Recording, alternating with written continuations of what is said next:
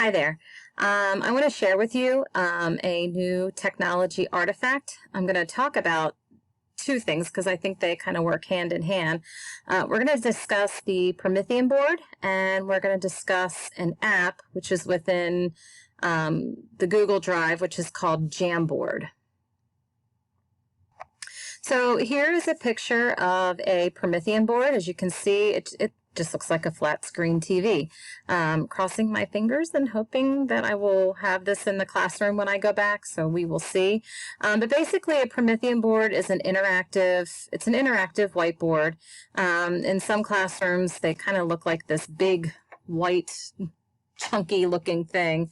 They've made them just like, they've done with televisions, they made them smaller so they can fit better in the classrooms.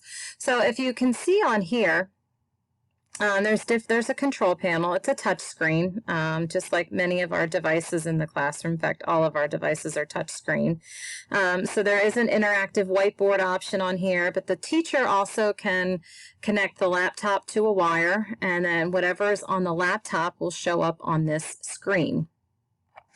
The great thing about the Promethean or any type of interactive whiteboard is it is really engaging for students because we're using newer technology. If there's anything that most students at least know well, that I think they know well, are computers. And they love touchscreen computers because it makes it hands-on. And especially when you're doing math, I love having the interactive board for math because we're constantly solving problems and learning steps to problems and talking about things that we notice and wonder. Hence what you see here. This is an anticipatory set. This is what I would introduce to the class at the beginning of a lesson. It helps engage the students prior to teaching a lesson. It helps them tap back into that prior knowledge so that they can make connections to the new content. So as you can see here, the anticipatory set says, what do you notice? What do you wonder? And there's a picture here. And as a whole group, we would do this as a whole group. Students would have an opportunity to look at the picture and think about what they notice and what they wonder. So they can come up. Here's all the different tools on the side here. Some of them like using the sticky notes, so they can come up and touch screen and pull up a sticky note. Now they would have to come to the keyboard and type, or they can just tell me and I can type it for them and they can do all the interacting up on the screen. So one student might say, I notice there are two kinds of dots, okay? And then they can click save, all right? And they can click cancel, so we're not going to do another one. And they can move their sticky note anywhere they want on the board. And so forth. So more students can come up to the front of the room, share things they notice or wonder. Now, there's also a pen tool.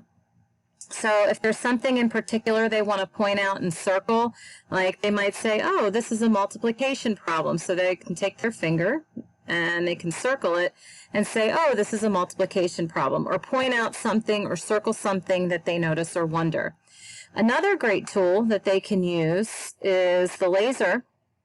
And the nice thing about the laser is if they want to point something out, but they don't want to make a mess on the picture so others can see, they might say, oh, well, I noticed that these dots are small, and they can circle it, but then the laser disappears.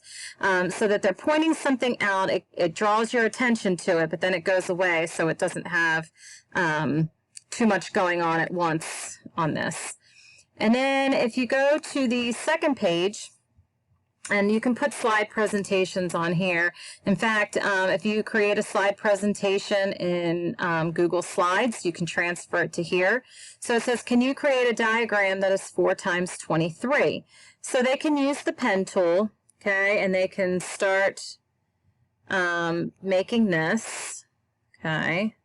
So 4 times 23, since we know that the 10s are the larger dots, they might draw the larger dots, 20, and then 3. Make these a little smaller.